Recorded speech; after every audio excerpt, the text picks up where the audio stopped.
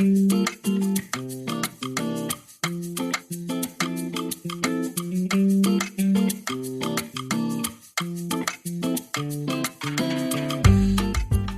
libro Sapiens de Yuval Noah Harari ha vendido varios millones de copias en el mundo.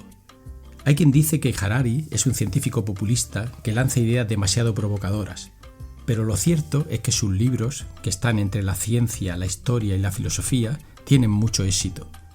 La razón de este éxito, entre otras cosas, quizás se deba a que nos hace reflexionar sobre nuestra especie, de dónde venimos y por qué somos como somos. Una reflexión que todos buscamos y necesitamos, aunque sea de cuando en cuando. Uno de los capítulos del libro Sapiens se titula El mayor fraude de la historia y es sobre la revolución agrícola. Dice Harari que nuestra especie vivía mejor siendo cazadora-recolectora que agricultora. Según él, ir de un lado para otro en pequeños grupos facilitaba el acceso a la comida sin grandes complicaciones. En este libro de Harari aparece un mapa que indica cuándo ocurrieron las revoluciones agrícolas en el mundo. Imagino que por evidencias arqueológicas.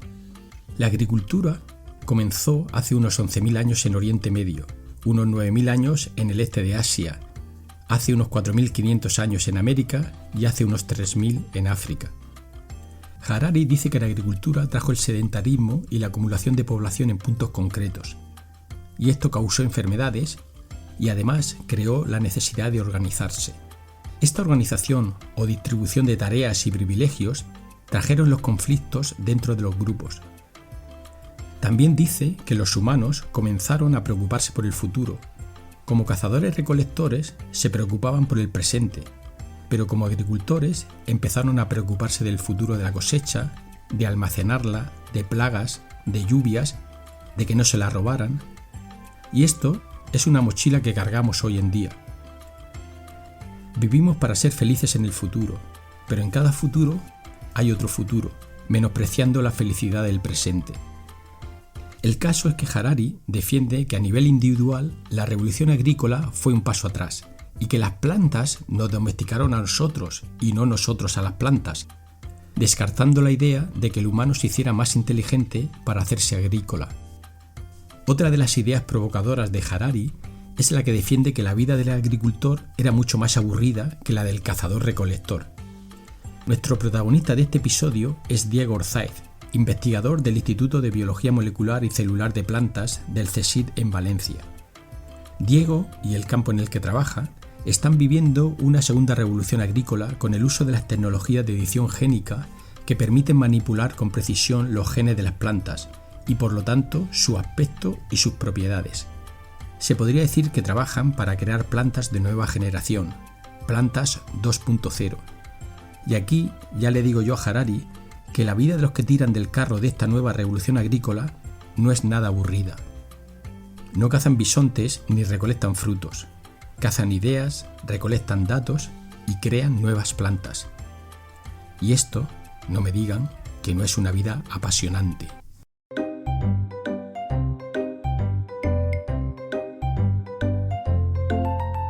Raticos de Ciencia. Conversaciones con científicos y científicas. La ciencia, como la vida, se disfruta a raticos.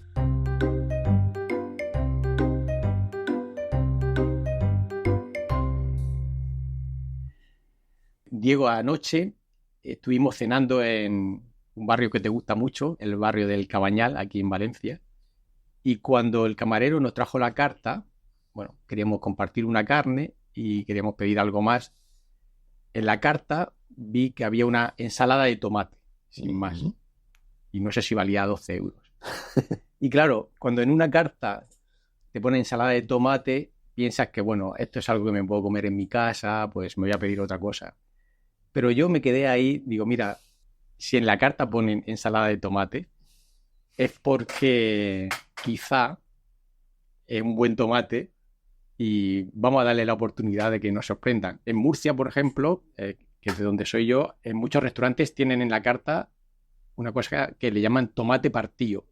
Y es un tomate sin más, pero sabe que va a ser un tomate de calidad. Y bueno, estuve ahí discutiendo con Silvia si lo pedíamos o no, y esa fue una apuesta personal y estaba ahí un poco tenso a ver cómo venía ese tomate. Y era un tomate maravilloso. y estaba súper bien alineado y creo que fue lo mejor de la cena. No me extraña. Y quería empezar a hablar de eso, de los tomates, porque yo creo que esto es algo que todo el mundo que nos esté escuchando lo ha sentido, lo ha vivido, el comprar tomates que no saben a nada y el placer que da encontrarse un buen tomate. Y estamos aquí en un centro de biología molecular de plantas en Valencia, donde modificáis genéticamente el tomate. Y esto le puede interesar mucho a la gente, pero adelanto que igual se llevan alguna decepción porque hay tomates que no pueden probar. Por ejemplo, vosotros habéis hecho un tomate achocolatado. Cuéntame, Sí. Diego, cómo fue eso. Bueno, el sabor del tomate tiene dos facetas, ¿no? Y aquí hay gente que sabe mucho más de tomate que yo, como por ejemplo Tony Graney, que es el profesor de investigación aquí y que posiblemente sea la persona que más sabe de la genética del tomate en España, ¿vale? Sí. Y el tomate y el sabor del tomate tiene dos vertientes, una la genética, y otra el cultivo, cómo se cultiva y en qué condiciones, pero no hay más, eso es todo química, eso que decimos la química, no, está muy denostada ahora mismo la química, esto tiene mucha química, pues no, todos los aromas de tomate, todo el sabor del tomate es química, depende de los azúcares que tenga, de lo dulce que sea y los compuestos volátiles que son capaces, que influyen en nuestra percepción del aroma de ese tomate. ¿Vale? Sí. Entonces el tomate pues hay diferentes variedades y hay unas variedades que son más sabrosas y otras que son menos sabrosas. Aquí seguramente el que te has comido es un tomate que llamamos aquí tomate del Perelló, un famoso, un tomate valenciano del Perelló, que bueno, pues los locales tenemos a gala de que es un tomate muy sabroso, con una carne así muy compacta y que se crece en una zona cerca del mar, con unas determinadas condiciones de suelo y con una determinada genética. Y este tomate del Perelló es un tomate que ha llegado a ser así no por la biotecnología, ni por el CRISPR, ni por la edición génica, imagino por la selección de los agricultores de la zona, ¿no? Sí, bueno, en realidad la selección de los agricultores de la zona o de otra zona, porque todos los tomates no es algo muy... Ten en cuenta que todos vienen de América y todos vienen de América como mucho de hace 400, 500 años, no más, ¿vale? Y que casi todos se han diversificado aquí, en Europa, posteriormente, y aquí hemos cambiado su genética, seleccionando o cruzando con otros tomates o haciendo cualquier barra basada, cambiando de la genética y seleccionando aquella parte de aquella genética en la que queremos. Hay un compañero aquí también, de un centro cercano aquí al IBMCP, que es José Blanca, que tiene un eslogan que a mí me gusta mucho, dice que hay más tecnología en un tomate que en un iPhone. ¿Vale? Porque hay mucha tecnología detrás de cada uno de los tomates que nos tomamos. No solamente aquellos que te encuentras en el supermercado, sino también esos tomates que llamamos tradicionales, el sabor de antaño, etcétera, ¿vale? Hay mucha tecnología. Porque el tomate del Perelló yo me lo llevo a Murcia o me lo llevo a Barcelona o me lo llevo a Extremadura y quizá por el tipo de tierra, claro, y tal, ¿no? Claro. Influyen las dos, el tipo de suelo, el tipo de... Generalmente tampoco hay que regarlos mucho, por lo que yo entiendo. Yo tengo una huertecita de tomate y ahí que dejo mi tomate, pero me sale fatal, ¿vale? Los que lo saben realmente hacerlo son los agricultores. Pero sí, depende un poco de las condiciones de cultivo. Sí. ¿Vale? Pero también la genética. Sí.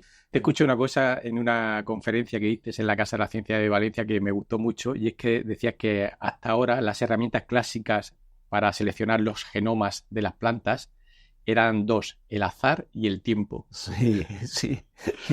No, sí, y ahora mismo pues podemos hacerlo un poco más deprisa y además con más conocimiento de causa, ¿vale? Y ahí es donde entran todas las nuevas tecnologías que podemos utilizar para mejorar. Pero tú ten en cuenta que la razón por la que hoy en día está este mito de que los tomates de hoy en día no saben a nada y mucha gente lo asocia que son transgénicos, cosa que es falso. Aquí no se ha comido ningún transgénico nadie, porque no hay tomates transgénicos en Europa desde los primeros que se hicieron en los años 80 aproximadamente, ¿vale? Lo que pasa es que la selección genética que se ha estado haciendo en los últimos años, en las últimas décadas, sobre los tomates que nos comemos, o la mayor parte de los que vemos en muchos lineales de los supermercados, se ha buscado aspectos del tomate que tienen que ver pues con su durabilidad, el tiempo que pueden estar sin pudrirse en el lineal o conservarse, y no se ha mejorado el sabor, no se ha ido a buscar mejorar genéticamente o conservar genéticamente su sabor. Entonces, cuando vas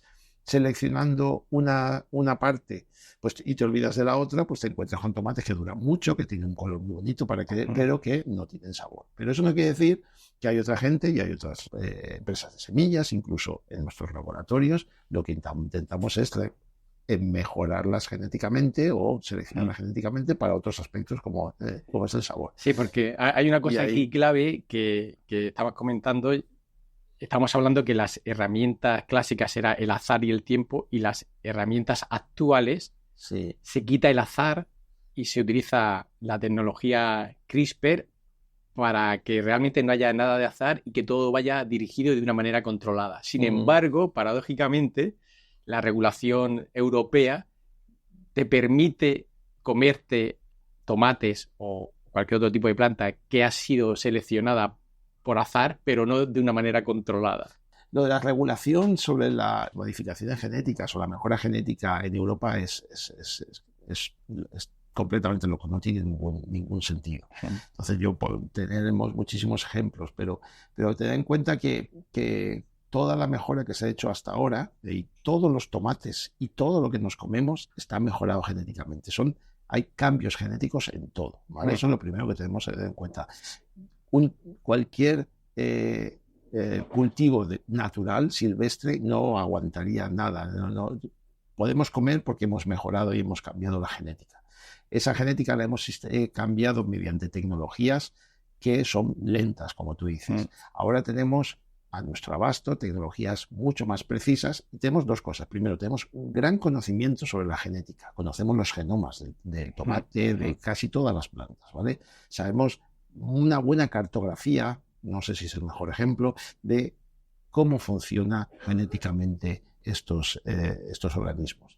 Y tenemos por primera vez con CRISPR, con la edición genética, la posibilidad de cambiarlo de forma muy precisa y hacer los cambios de forma precisa. Sin embargo, los cambios precisos están más regulados que los cambios a lo bruto. Por ejemplo, hay un sistema aceptado hoy en día para hacer mejoras genéticas, el bombardeo con electrones, ¿vale? O la radiación a lo bestia, en lo que produce multitud de cambios al azar que no sabes cuáles son en el genoma del tomate, y luego vas seleccionando, porque primero necesitas variabilidad, cambias muchas cosas y vas seleccionando aquellas que te gustan, que te dan un carácter positivo, pero luego hay otras muchas que no sabes ni que existen ahí y no sabes las que son, ¿vale? Eso te lo puedes comer perfectamente sin ninguna regulación. Ahora, si tú a base haces un cambio exactamente en un nucleótido en particular, que sabes que solo cambias eso está prohibido. Sí, claro, es como si estuviera permitido un bombardeo masivo con 1000 bombas, pero luego si utilizas un dron con una bomba Exacto. O sea, es muy buen ejemplo, directamente en un punto determinado, entonces eso no se puede. Eso es una de las muchas paradojas que nos encontramos. Bueno, no se puede en Europa, pero en Estados Unidos, por ejemplo, sí. Yo he escuchado que en Europa una de las razones, obviamente la científica no es, porque se cae por su propio peso, son razones geopolíticas. ¿Qué hay detrás de eso? Quizá las presiones de los agricultores en Centro Europa, quizá pues no molestar a los países del este que son el granero de Europa. No sé, es como que hay algo ahí que se nos escapa, que es un poder superior a todo, ¿no? Yo creo que es una cuestión, mi opinión personal, yo creo que es una cuestión histórica. Que en un principio, cuando el mundo cuando empezó a aparecer los transgénicos como tales, hubo bastante proteccionismo. Es una estrategia secundaria frente al proteccionismo.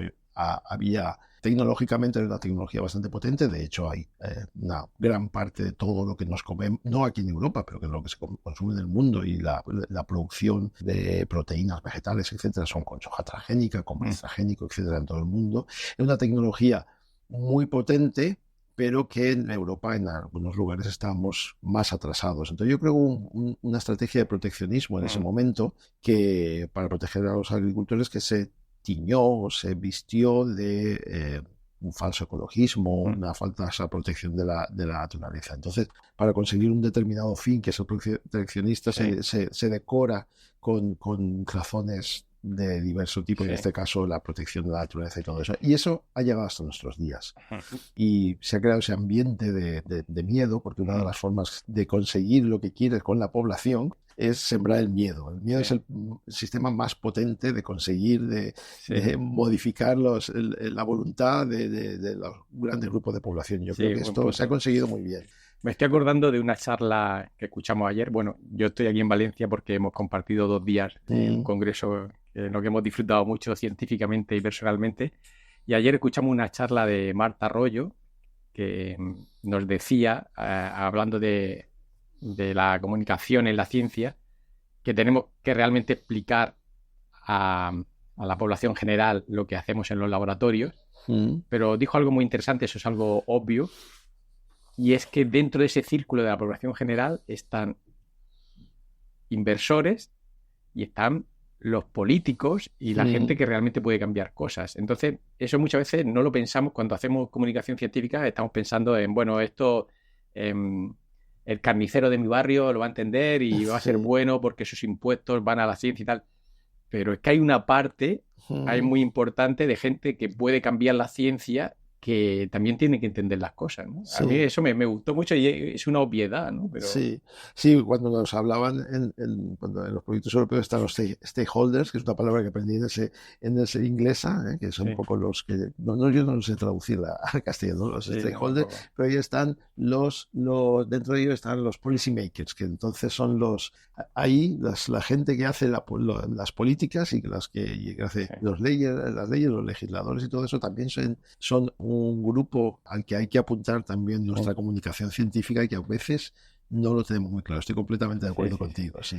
El tema tomates nos podría dar para varias horas. Mucho tiempo. Y porque, bueno, he visto que hay tomates morados que se comercializan en Estados Unidos con antioxidantes, tomates, pues, achocolatados como el vuestro, en el cual, pues, le tocáis la degradación. Sí. Bueno, vamos a ver, lo de los tomates morados es un trabajo buenísimo de Cathy Martin en el John Innes, que esos son tomates transgénicos. Hay que diferenciar entre lo que es un tomate transgénico.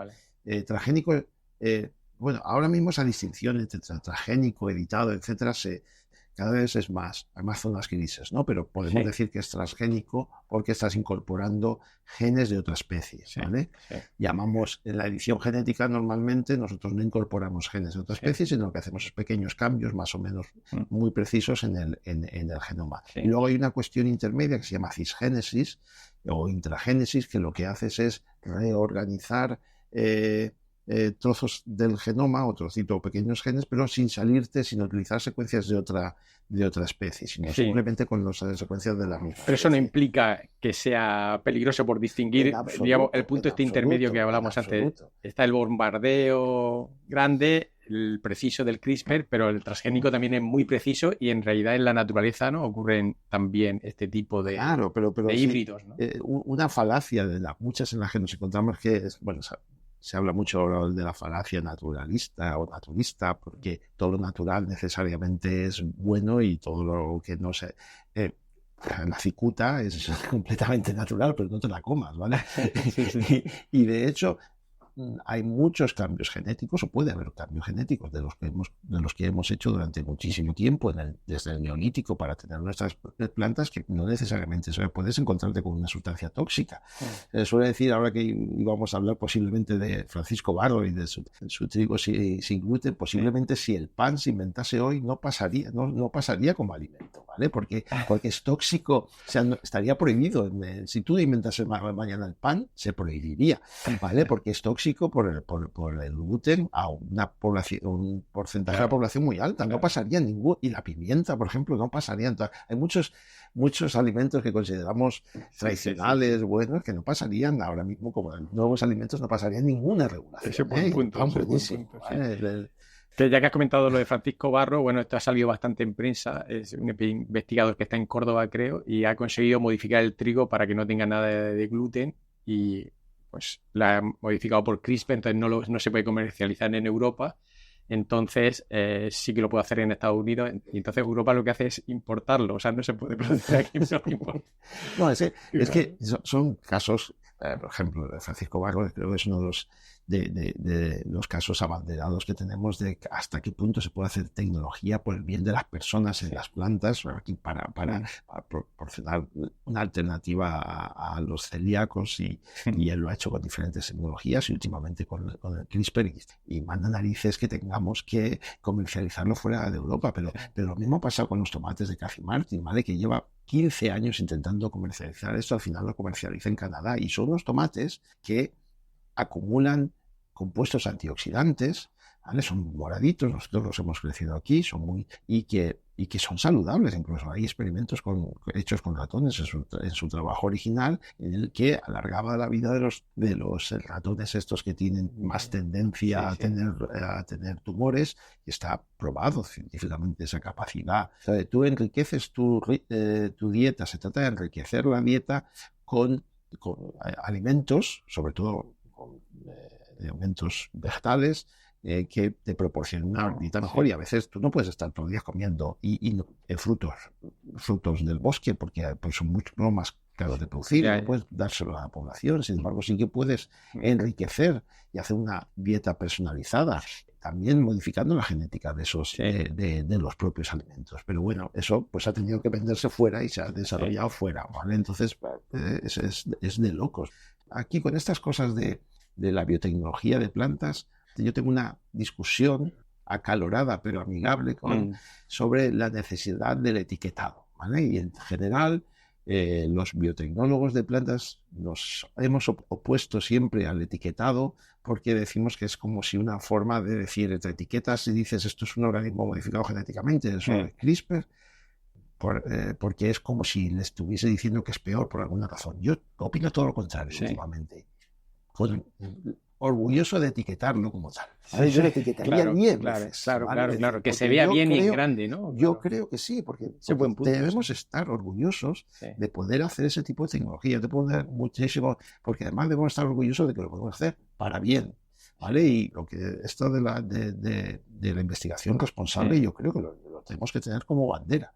Pero bien. Me parece muy buen punto, porque lo que hablamos, ¿no? De que los científicos no interaccionamos con otros profesionales muchos de otros campos para enriquecernos, está pensando en colaborar con gente de marketing precisamente para esas cosas, ¿no? Porque si tú algo lo dices con la boca pequeña, es diciendo, uy, algo me está ocultando, ¿no? Entonces quizás es eso, es lo que tú dices, hay que ir con eso por delante y diciendo, esto tiene un valor añadido incluso. No, yo estuve en una mesa redonda hace muy poquito y me pidieron un titular y al final dije, orgullosos de lo que hacemos.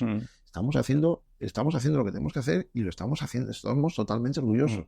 Eso no te quiere decir, todo el mundo intenta ganar dinero de una forma o de otra, y obviamente pues habrá empresas que desarrollen eso y que ganarán dinero, pero yo estoy, y creo que todos los que estamos haciendo biotecnología responsable sobre alimentos o sobre plantas, tenemos que estar orgullosos y además etiquetarlo, y ponerle ahí la etiqueta y decir, esto está modificado genéticamente, o esto es una edición, fruto de la edición genética, y es nuestra mejor tecnología al servicio de la sociedad, y sin ningún reparo y sin ningún complejo.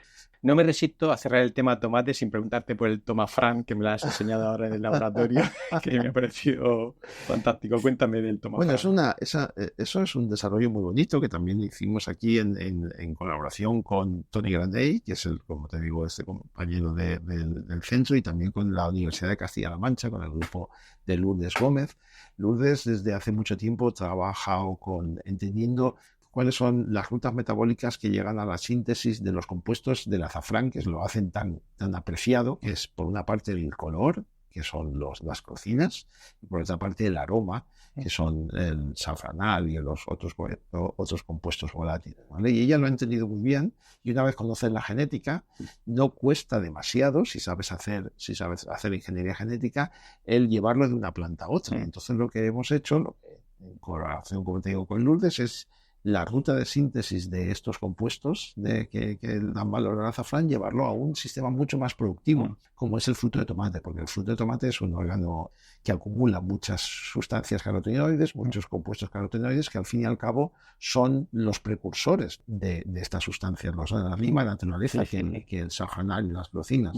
Entonces lo que tenemos son tomates, que le llaman les llamamos el tomafrán, que son tomates que acumulan esos compuestos que dan aroma y color al azafrán y que tienen muchísimas aplicaciones, no solo en cocina, sino también en cosmética y también en medicina, porque tienen unas propiedades alucinantes, también como antitumorales. Cuando generáis un tomate así nuevo, cuando vais a probarlo, ¿hacéis algún tipo de ceremonia o algo así? Porque eso está claro que lo podéis probar solo vosotros, no se puede comercializar. ¿Hacéis algún tipo de ceremonia para esto o no? Así decir, venga, vamos a... Non-disclosure. Okay. No se puede comentar. No, ten en cuenta que hay una cosa... O como eran los emperadores romanos que se lo dais a un... Tienes que tener en cuenta una cosa. Y yo esto siempre lo comparo con la censura en los tiempos de la dictadura, ¿vale? Que está la censura y la autocensura. Ten en cuenta que nosotros no somos libres de siquiera tomar, probar o dar a probar a nadie cualquier producto modificado genéticamente, ¿vale? Entonces, no puedes, o sea, ni siquiera, yo a veces he pensado en que a mí me gustaría, y no digo que no lo haga antes de jubilarme, o quizá después de jubilarme, hacer un restaurante especializado en comida de organismos modificados genéticamente y editados, jugando con los aromas, y más que un restaurante es un club gastronómico de entrada exclusiva con conocimiento, con esto que se llama un consentimiento informado y además un club privado, ¿vale? Que solamente podemos entrar y además jugando con todos los aromas, porque los aromas son genética, el sabor es genética, el color es genética, entonces poder jugar con eso. Y bueno, el que quiera que lo use, no lo vamos a comercializar, no se comercializa, solo por invitación y solo un club privado en el que tú estarás invitado perfectamente, ¿vale? Me parece una idea fantástica y bueno, y de hecho si ahí quieres poner de entrante gusanos, porque igual los gusanos nuestros así un poco al ajillo y tal, igual están buenos. Porque en realidad esto entronca un poco, enlaza con lo que te estoy diciendo de estar orgulloso y de lo que hacemos y de pensar que lo que hacemos lo hacemos bien, ¿vale? Y lo hacemos pues aquí es un poco hedonista, pero a mí me gusta la idea esta, cuenta la leyenda, yo no sé hasta qué punto es verdad, que la patata, entonces no sé si sabes esta historia de la patata y que al principio cuando lo intentaron introducir en Europa había mucha reticencia por parte de la población de comer un tubérculo que crecía en la tierra, que era feo y todo eso. Entonces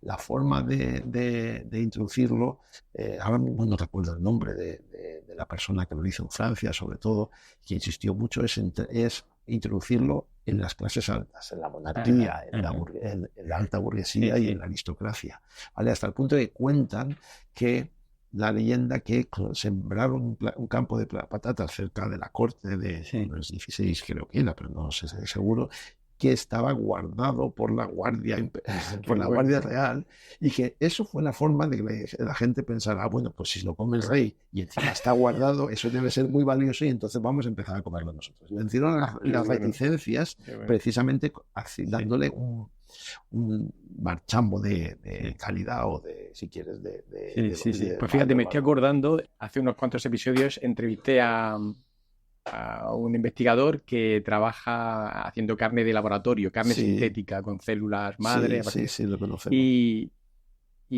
la carne de laboratorio, su comercialización va un poquito por ahí, porque hay restaurantes muy exclusivos que por una hamburguesa hecha en una placa de laboratorio y hecho a partir de células madre, pues te puede costar 200 euros. Y eso quizá despierta el interés del resto y dice, bueno, a ver si bajan un poquito y las pruebo, ¿no? Sí, de todas maneras es lo mismo, pero un poco diferente, porque en el caso hay un asunto de sostenibilidad y en dejar de utilizar la carne o el cultivo animal, ¿vale? La ganadería, y un poco es un sobreprecio que pagas por seguir esa vía.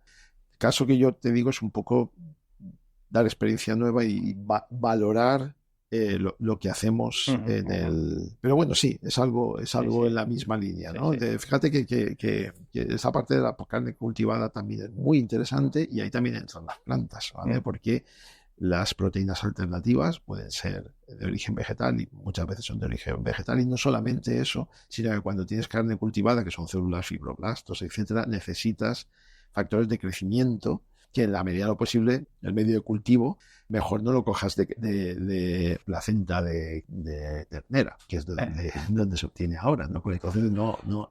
Sin embargo, sí que puedes producir factores de crecimiento de forma recombinante en plantas y utilizarlo en un sistema completamente vegano, utilizarlo como aceleradores de crecimiento de células vegetales, de células animales. Eso nos llevaría al tema de las biofactorías de plantas que producen otras cosas, pero el tema es tan interesante que nos podemos tirar aquí días hablando y en este podcast nos gusta también hablar un poco de la persona. Sí. Entonces vamos a meter un poco una cuña sobre tu vida, que me parece una vida muy interesante y bueno, tú eres una persona muy interesante y con muchos intereses, como has mostrado ahora con este restaurante que quieres abrir.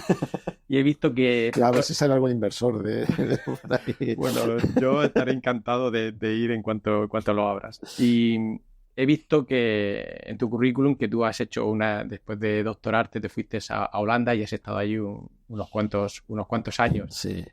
¿Cómo fue ese cambio de una persona muy mediterránea como tú irse a Holanda? Porque en Holanda yo estuve unos meses también viviendo y la gente hablaba que eran un poco los mediterráneos del norte y la verdad es que sí que me pareció que tenían un carácter mucho más suave que los alemanes. No sé si, por ejemplo, ¿no? O que los flamencos, belgas, no sé qué feeling tienes tú o qué después de unos años viviendo allí, qué puedes decir de los holandeses. Mira, yo al principio fue un choque cultural, ¿no? Porque viviendo en un país mediterráneo, pues llegar a Holanda, es un país pues, del centro-norte de Europa, pues ahí encuentras el choque cultural que te encuentras habitualmente. Pero yo aprendí mucho en Holanda y yo aprecio mucho el carácter holandés y la forma de ser. Solamente te voy a dar un dato. Por alguna razón, de algunas influencias, mi hija está estudiando en Holanda su primer año de carrera, ¿vale? Entonces, algo debe haber, algo positivo ha estado, debe haber escuchado, ¿no? No sé, en los aspectos, hay muchos aspectos, no sabría decirte, aspectos de organización, de cómo trabajar. Hay algo que a mí me gusta aplicar en el trabajo también, que es el trabajo de equipo, ¿vale?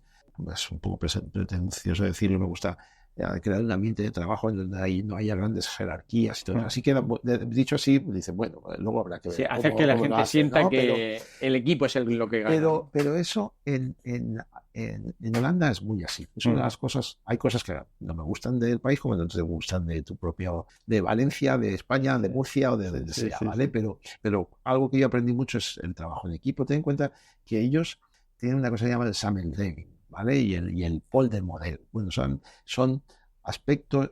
Ellos siempre dicen que ellos, en las tierras que viven por debajo del nivel del mar, si no se hubiesen puesto de acuerdo para hacer diques y a trabajar conjuntamente, no hubiesen podido vivir, ¿vale? Entonces, eso imprime una tendencia y una cultura de trabajar en conjunto y de no ser excesivamente individualistas. Bueno, y eso es una de las cosas que a mí creo que debemos aprender de esa sociedad. Entonces, si una cosa aprendí de la sociedad holandesa es el sentido colectivo, de trabajar juntos. Eso, tenemos muchísimo que aprender. Y eso es lo que hace que un país tan pequeño pueda ser tan potente. Eso y la falta de jerarquías. Bueno, las hay como en todas partes, pero a ellos le viene un estudiante con una idea de 18 años, 20 años, hacer casas de cartón y entonces le escucha. Aquí hasta que no tienes 45 y eres profesor, aquí nadie te escucha nada. Entonces esa democratización de las ideas, eso es otra de las cosas que y es un país que invierte mucho en ciencia y claro, imagino que especialmente en plantas, porque es un país que tiene una industria muy potente de comercialización de plantas. Yo de hecho conocí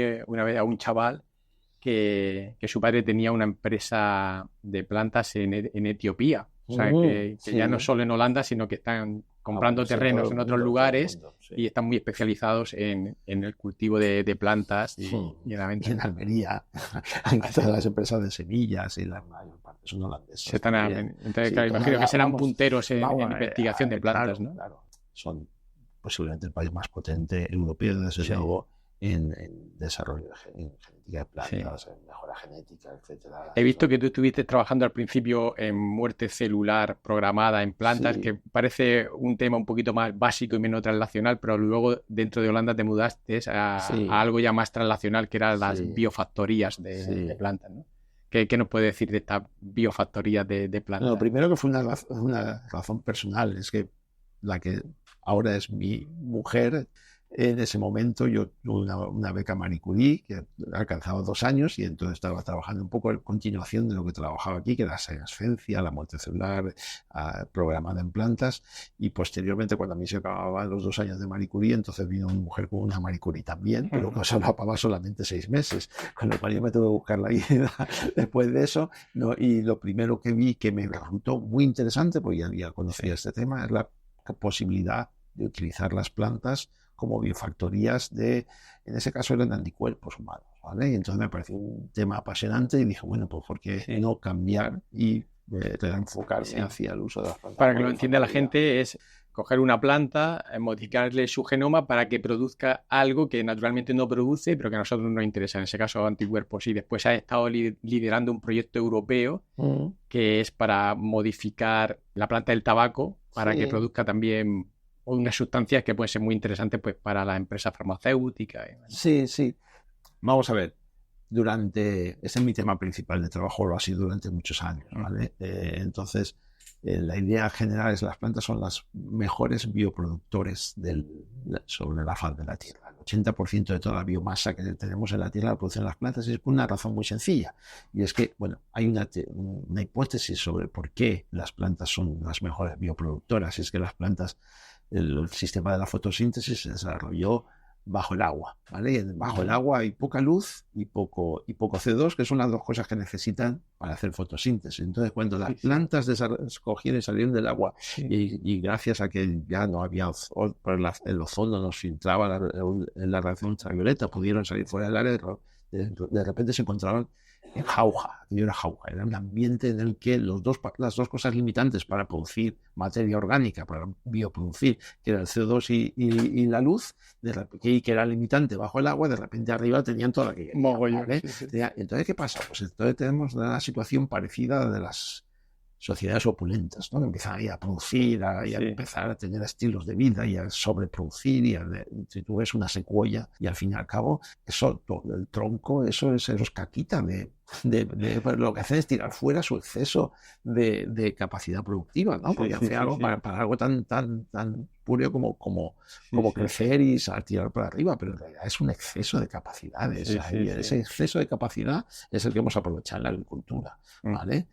Y durante mucho tiempo, pues comemos y si tú te fijas, nosotros somos humanos porque consumimos plantas, si no, los seres humanos y en general los mamíferos no hubiésemos podido expandirnos sobre qué buena tierra, explicación. ¿vale? Sí. Entonces, desde el momento en que conocemos la genética y podemos modificar un poquito, podemos empezar a reutilizar esas grandes capacidades de las plantas y aprovecharlas, lo que ahora en biología sintética se llama ese chasis de las plantas, y reutilizarlo modificando la genética, para aprovecharlo en moléculas que tengan información para nosotros, que sean valiosas para nosotros. No solamente todo es valioso, el azúcar es valioso, las proteínas son valiosas, pero ¿por qué no también para producir ese tipo de moléculas terapéuticas? Y en el caso del tabaco, ¿qué ha sido? ¿Qué tipo de moléculas habéis introducido? En el caso del tabaco hay muchas. Nosotros producimos anticuerpos, ¿vale? Que son factores de crecimiento, y luego también moléculas pequeñas. Tratamos de aprovechar el chasis. Por ejemplo, en el tabaco pues produce nicotina. El tabaco, pues lo que hemos hecho es reorientarlo hacia producir otra molécula similar, pero que tiene actividad antiinflamatoria, que es la anatabina, ¿vale? Entonces, reorientar esa ruta metabólica hacia sustancias parecidas, pero que puedan tener ese uso. En este caso era una droga que algunas empresas están investigando como posible antiinflamatorio, ¿vale? Estaba pensando en la paradoja de que todo esto es un proyecto europeo en el que ha estado involucrado, no sé si ha estado coordinando también y tal, que bueno, eso habrá sido un follo burocrático tremendo. No te puedes imaginar. No hablamos de eso, que si no la gente la asustamos. Pero es un proyecto que imagino, si son de muchos grupos, pues muy bien financiado, con mucho dinero por la Comunidad Económica Europea, pero la misma Comunidad Económica Europea nos deja comercializarlo. Sí, ¿no? Eso es gracioso. A veces se dan esas paradojas. En cierto modo, yo creo que ahí alguna mente de las que sí que piensan por ahí dijo, bueno, pues tenemos que posicionarnos, vamos a empezar a hacer cosas y a financiarlas, pero vamos a hacerlo con algo que no sea de comer. Que siempre da menos. Entonces, lo que se trata es, te he dicho, ese proyecto en particular, que la verdad es que fue muy, aparte muy trabajoso y con mucha burocracia, pues fue un proyecto bastante exitoso. Aparte de producir cosas en particular, o productos de valor añadido en particular, uno de los fundamentos del proyecto se trataba de mejorar las plantas, en este caso el tabaco, para poder hacerla mejor productora, o sea, un mejor chasis, un mejor biofactoría. Y para eso es lo que utilizamos las nuevas técnicas de edición genética y en particular CRISPR. Porque tú fíjate, antes hemos dicho que los tomates y nuestros alimentos son como son y tienes esa productividad porque han estado durante miles de años, bueno, centenares de años, los hemos mejorado y sobre todo los últimos años hemos utilizado la mejora genética para hacerlos lo que queremos, ¿vale? Para conseguir lo que queremos. Sin embargo, nunca nadie ha mejorado las plantas para ser biofactorías de anticuerpos, ¿vale? Claro. Entonces, ¿por qué no utilizar estas nuevas técnicas para mejorar el tabaco y hacerla para un aspecto de mejora que nunca jamás antes se había utilizado? Claro. Hay cosas interesantísimas, como por ejemplo evitar la floración. Que si quieres crecerlas en el campo, pues te te he escuchado, ¿no? También en la charla esta que hablabas de evitar la floración, lo llamabas como sexo seguro, ¿no? Sí. ¿No? Y luego también esas ocurrencias que tiene, ¿no? Plantas Peter Pan, ¿no? Porque no maduraban, ¿no? Sí. Genial. Me parece genial ese tipo de cosas que también cuando las cuentas, incluso en el ambiente de laboratorio, lo hace todo un poco más divertido, ¿no? Otra cosa me estaba acordando que ayer estábamos ahí en un descanso tomando un café y tal, te hablamos de alguna persona que ahora no recuerdo quién era y dijiste, esta persona juega conmigo en el equipo de hockey hierba. Y nos dejaste ahí un poco como diciendo, ¿pero cómo? Y ahora lo estoy enlazando con el hecho de que tú has estado muchos años en Holanda y en Holanda hay mucha tradición en hockey hierba, normalmente llegan a la final. Bueno, ¿empezó allí todo? Sí, no, en realidad no, aunque ayer noche me llamó mi hija a las 12 y pico porque ella juega mucho al hockey allí en Holanda y no sabía si decidirse por un equipo que le han llamado u otro en el que trabaja mejor. O sea que hay conexión, pero curiosamente hay conexión entre el hockey entre Holanda y el hockey. Pero curiosamente yo no llegué al hockey por mi postdoc holandés. Llegué porque mi hija, que jugaba habitualmente al fútbol aquí cerca, hubo un momento en que quiso cambiar y probar hockey. Yo también me gustaba más el hockey que el fútbol, pero simplemente porque aquí al lado de mi trabajo, aquí al lado donde estamos, hay unos buenísimos campos de hockey, ¿vale? Y hay varios equipos de hockey aquí en Valencia, de hockey sobre hierba, que juegan aquí. Y la verdad es que es un privilegio. Entonces, la niña empezó a jugar al hockey. Y yo a mis casi 50 años, en lugar de estar parado, cruzado de brazos, pues resulta que hicieron un equipo de padres. ¡Qué bueno! Que nunca había... Tú no te puedes imaginar lo difícil que es darle un palito y a la bola, ¿eh? No es nada fácil. ¿Cómo esa bola? ¿Pesa mucho? ¿Pesa poco? Si te pega, te rompe los dientes. Tienes que jugar con bucal y con espinilleras porque es una bola maciza. Sí, es una bola maciza. ¿Y los porteros tienen predicciones? Con todo lleno de guardas y todo eso. Un portero en verano puede pasarlo muy mal, porque está todo lleno de guardas. Entonces fue simplemente llevado por la niña y porque creo que también necesitaba hacer un poquito de deporte y me metí a jugar al hockey. ¿Y estáis en una liga o algo así? ¿o? Sí, tenemos una liga especial que llamamos, a mí no me gusta nada porque queda muy poco, eso de liga de papis, queda, lo odio lo de liga de papis, porque no todos somos papis, ¿no? Pero bueno, se llama oficialmente así. Yo estoy intentando cambiar el nombre desde algún tiempo porque lo de liga de papis me parece que no tiene nada de glamour, pero bueno, es así como se llama. Y da la casualidad de que como estamos cerca del centro, pues es un equipo en el que hay otros investigadores de aquí de la UPV y también del mismo centro, ¿vale? Marcos de la Peña es la persona que estábamos hablando, que también juega al hockey y también jugábamos en el mismo equipo. Entonces es muy divertido y también se juega en equipo. Una de las cosas que yo siempre intenté con los niños también es los deportes de equipo. Quizá influenciado por esa idea del Sammensleben, del vivir juntos y de que en equipo se consiguen cosas más trabajando juntos, se consiguen mejores objetivos más altos que trabajando individualmente. Pues yo intenté siempre que jugasen equipos en deportes de equipo y yo al final pues también me puse a jugar en deportes de equipo. Estaba pensando que el hockey también por su naturaleza, al fútbol tú puedes, si eres bueno, puedes coger y regatearte a 3. haciendo amagos o lo que sea, pero en hockey tiene que ser regatear, debe ser muy complicado, porque claro, ahí te lanzan el palo y se acaba el regate, ¿no? Y si empiezas a jugar a los casi 50 años, regatear, olvídate. Lo que puedes hacer es pasar, porque, bueno, hay gente que se le da muy bien, pero no es mi caso, no es mi caso. Pero sí es mucho más fácil pasar que regatear. Eso porque con el palo, una tontería que te voy a decir, pero vamos, solo se puede tocar la pelota, o sea, si le tocas la pierna con el palo, eso es tarjeta amarilla. Sí. Y si le tocas palo contra palo, también. Palo contra palo. Solamente puedes tocar si le pegas un palazo a alguien en su palo, y eso pasa muchas veces también. Son deportes que normalmente, fíjate ahora que viene la Olimpiada, sí que cuando ves las chicas cada X años, pues ves algún partido y tal, pero... Sí, hay un buen documental también de cuando las Olimpiadas que ganaba el oro el equipo femenino. Es un documental bastante interesante que está por ahí en alguna plataforma. Pues lo buscaremos y lo pondremos en las notas del podcast porque es muy interesante. Yo vi uno sobre una película sobre los campeones de waterpolo de España 92. España 92. Pues hay uno también. El 82 fue el Mundial de Fútbol de España 92 y me gustó mucho. O sea que sí. Sí, estas cosas, yo ahí aprendí unas cosas. Por lo visto, el proceso fue muy duro de entrenamiento porque no había casi hockey en España y alguien se empeñó en que ganasen el oro y en pocos años montaron un equipo, sobre todo en Cataluña, es donde más se juega, en Cataluña y Madrid. Y hay una cosa que me sorprendió mucho, es que yo no sé si lo estoy diciendo bien, pero el entrenador se empeñó en que llevasen zapatillas blancas porque sabes que no te puede dar en el pie la bola, ¿no? Porque esto es falta. Pero entonces es más difícil de ver si te ha dado el pie porque la bola es blanca y las zapatillas son blancas y entonces luego lo prohibieron o algo de eso.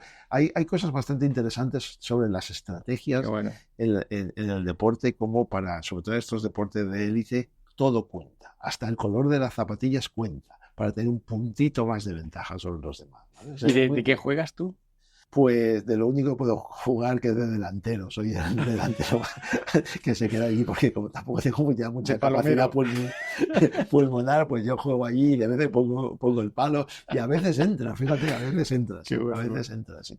Sí, porque a mí me gustaría jugar en el medio, pero no tengo capacidad para dirigir nada. Así que me pongo ahí delante y sí, pongo el palo y a veces entra.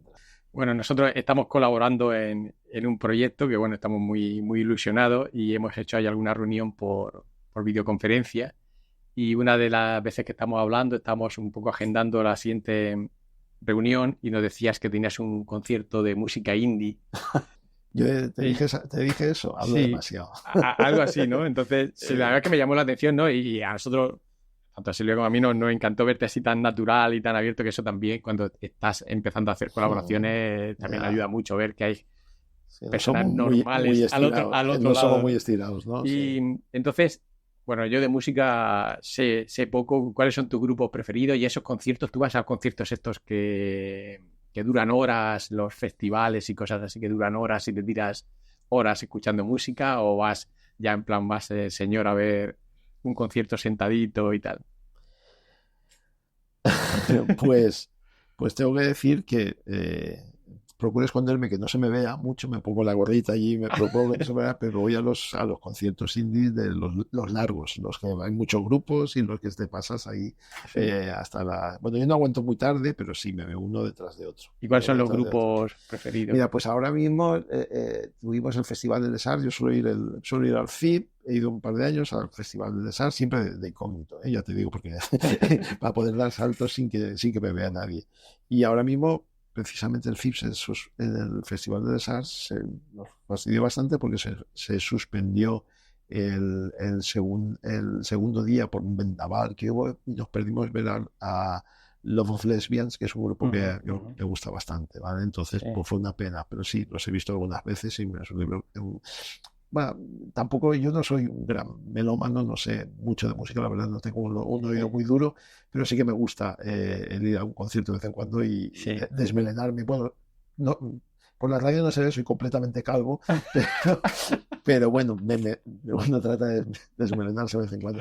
Y la semana pasada había aquí un concierto también y fuimos a ver a Vetusta Morla, que van a dejar de dar conciertos dentro de poco. Pues hace 4 días estuve viendo un concierto muy bueno de Vetusta Morla. Sí.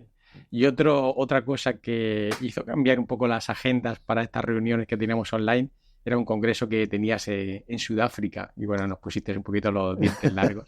Nosotros hemos estado en Sudáfrica, nos gustó mucho. ¿Qué me cuentas de ese congreso? ¿Te dio tiempo a conocer un poquito? Poco. La verdad es que poco, porque andamos un poco ajustados de tiempo. Sí, yo pertenezco desde el principio a una sociedad que se llama la International Society of Molecular Farming. De todo esto de las plantas de biofactoría, el nombre más común al que se le da a esta disciplina es molecular farming. Es algo así como agricultura molecular, ¿vale? Y es el uso de las plantas como biofactoría para producción de moléculas de valor añadido, y a veces se usa el doble juego, se usa el juego con farming con F o farming con PH, porque muchas veces son productos farmacéuticos, se usa en medicina. Entonces hay una sociedad internacional. No somos mucha gente porque tampoco es una gran industria, pero es muy, muy activa y muy bien avenida, y cada 2 años hacemos un congreso internacional. Hay una larga tradición de molecular farming en Sudáfrica, y después de muchos años haciendo los congresos en Europa fundamentalmente, votamos a favor de intentar este año hacerla en Sudáfrica, en Cape Town.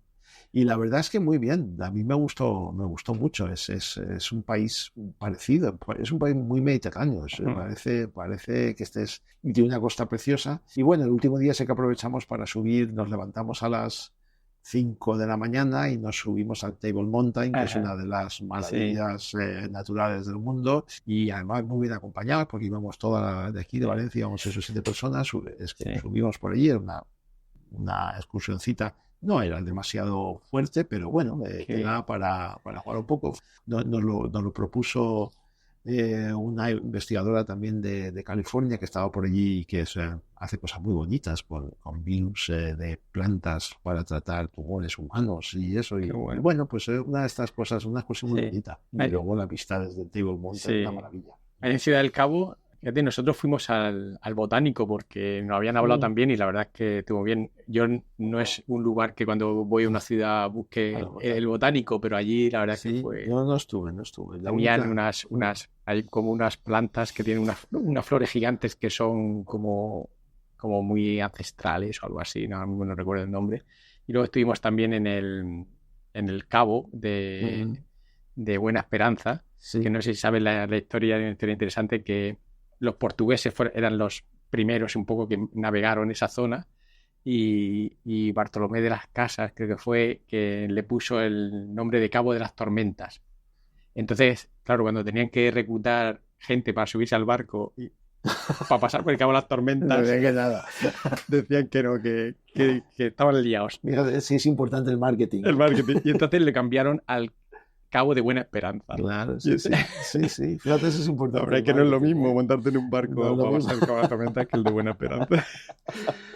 Y ya que estamos hablando de viajes, ¿dónde te gustaría viajar? ¿Tienes algún viaje en mente para el futuro? ¿Algún lugar que te gustaría visitar que no haya visitado, o que te gustaría volver otra vez que te haya gustado mucho? No he estado en Australia.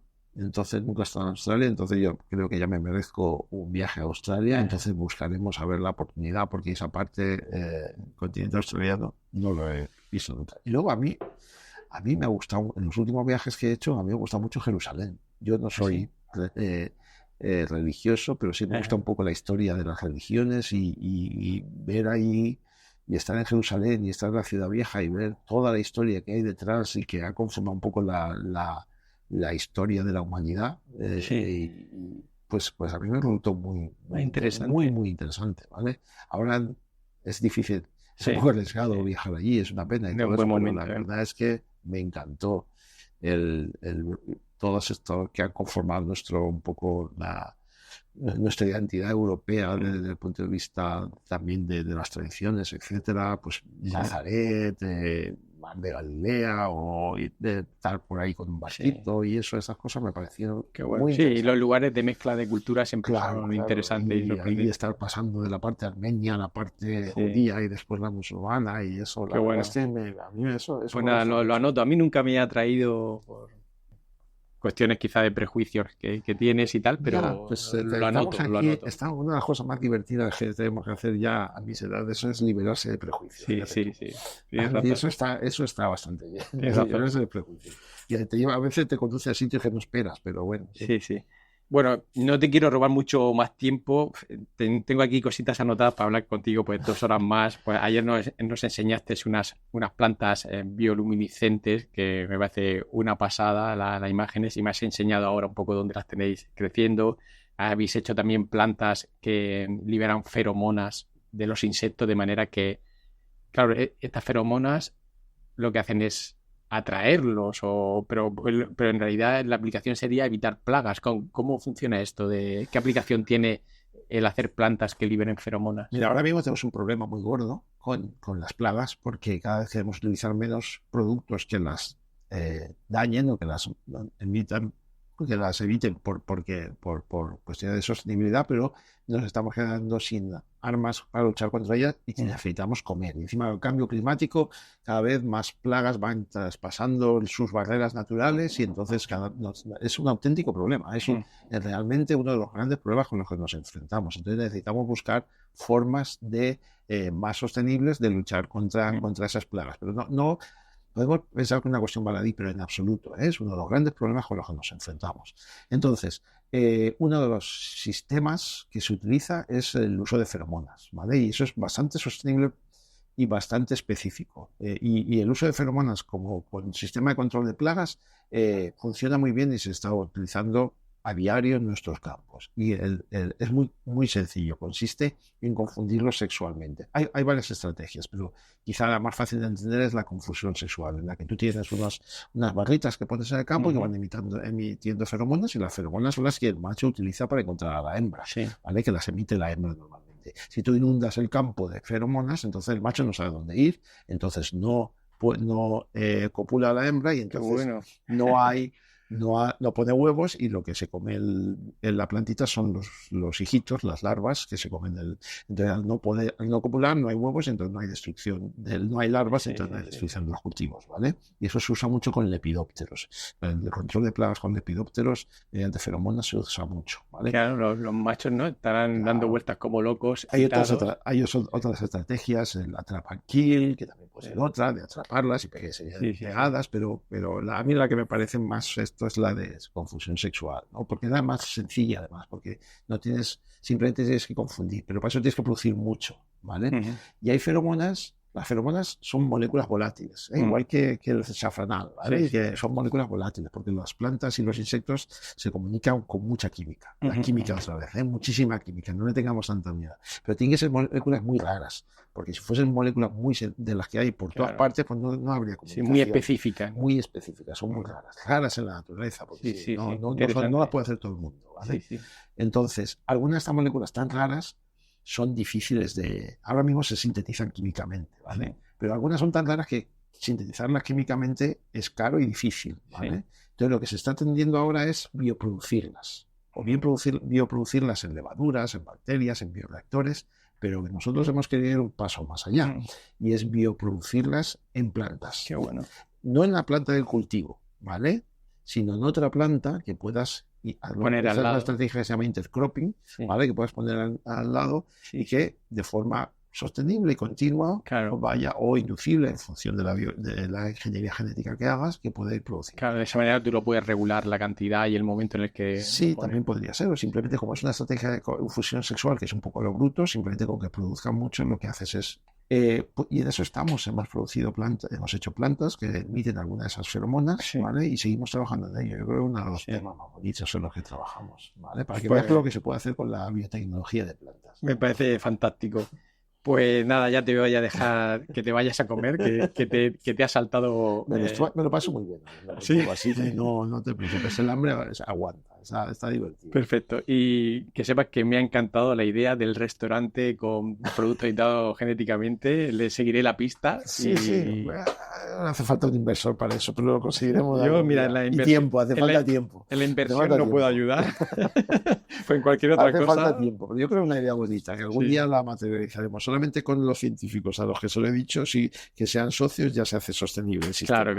Claro. Porque mezclar, ¿no? La ciencia con la gastronomía, que es algo que a todos nos encanta. Y puede haber toda una historia detrás, todo un relato detrás, porque de cada comida. Un relato de cómo se ha hecho, de qué implicaciones tiene detrás de cada comida. Un espectáculo. Pues avísame cuando arranque eso, que yo ¿Lo hacemos? me barco. ¿Lo hacemos? Súbete. Muy bien. Bueno, gracias por todo. Vale. Chao. Pues a ti.